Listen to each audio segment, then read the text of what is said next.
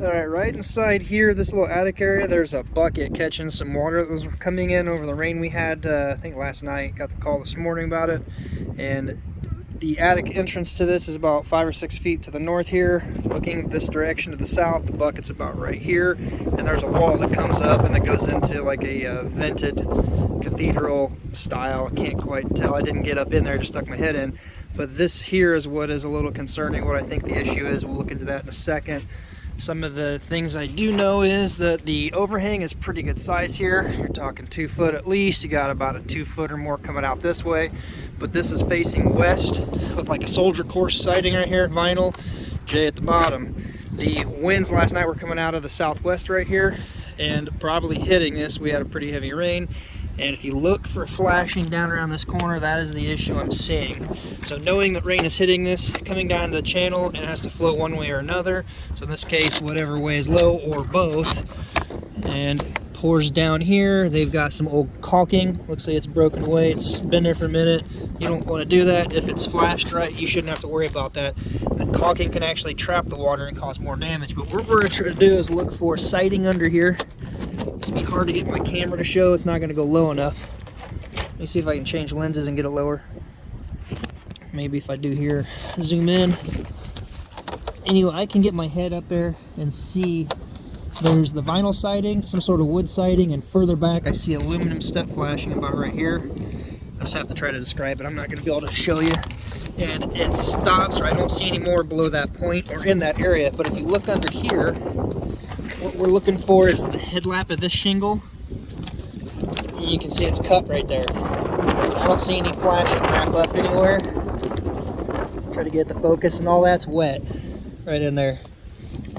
And I don't even see flashing under the shingle. I just see this piece of Z-bend metal coming down right here. If you look in between these two shingles, I don't see any metal. Looks like an old Chimney shingle, possibly. I can't quite tell what that shiny cellophane strip is right there, but I don't see metal. If there is metal behind this, it's onto the roof deck. It's not going to catch this shingle's headlap. There's the visible, the underlying side, and the little strip of headlap crosses under this keyway about that far. Even if it was catching the headlap of this one, you'd be able to see it right here, and I don't. So metal here is not good. Actually, you might be able to see under this right here. And no, it doesn't appear to have any metal in there. Just the shingles rolled up a little bit. So going back to this, any water running down this J channel is getting under the shingle right here. Anything coming down the side here, if that flashing doesn't come down far enough to catch the headlap of a shingle, it's going to be going under it. And right where this bucket is, right here catching the water, is right under, right below the low side of this corner flashing right here, which is lacking flashing. And like I said, the camera can't get down here to see it, but that step flashing is back their way. So it's not as simple as just adding a piece, because if you don't get it tucked under the pieces of step flashing above, meaning far enough in and under, then it's pointless to put in. You have to take off some serious siding here in this area to get in there. Maybe even cut that wood trim, the old wood siding back to get your piece of flashing under it, as well as this corner here.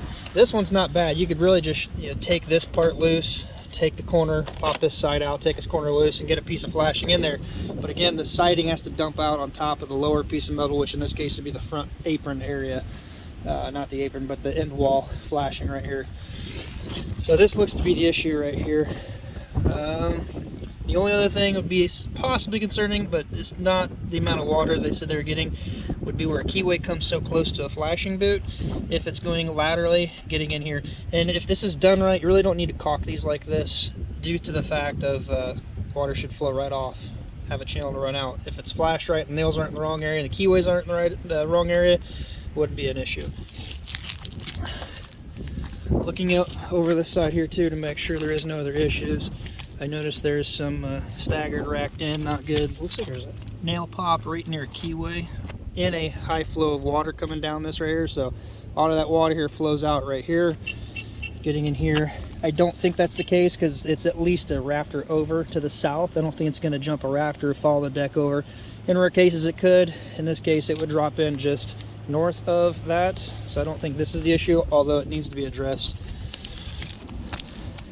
It does have step flashing. Looks like valley roll ice and water come out. You just want to make sure that you do rule out everything else and try to pinpoint the area. So that's the corner right there, I believe. Just while we're up here looking, just be cautious of something like this from wind-driven rain blowing up under there.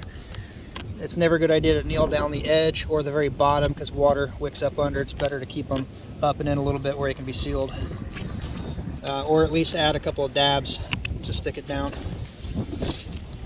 On that note, you never want to caulk under it and make a complete channel, because if there is water getting in or condensation, well, it's run out. So just a side note on that. And about the top of anything that could be causing an issue on this side, but I happen to see this chimney here. Let's take a peek at that.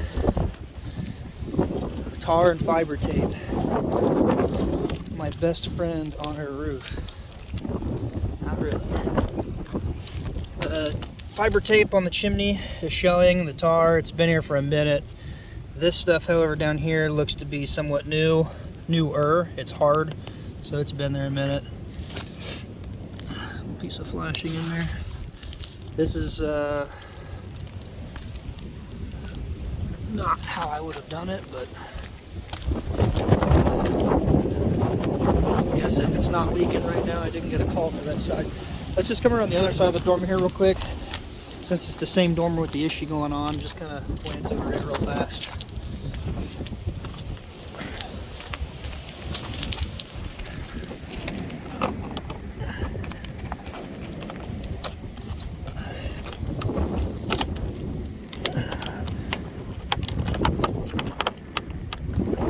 I can see, I don't know if I'll be able to get the camera.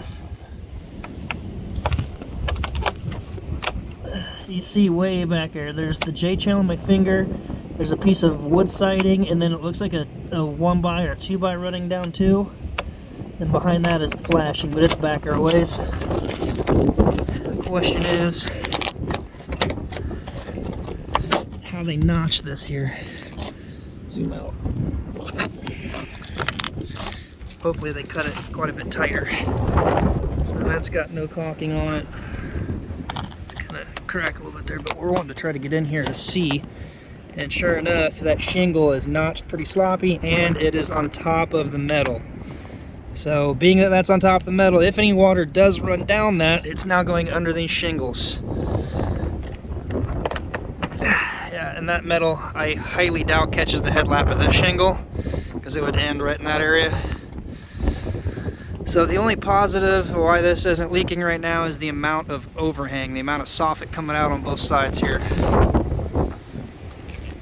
But like I said, the rain we had was more than likely hitting this little corner and channeling right into it.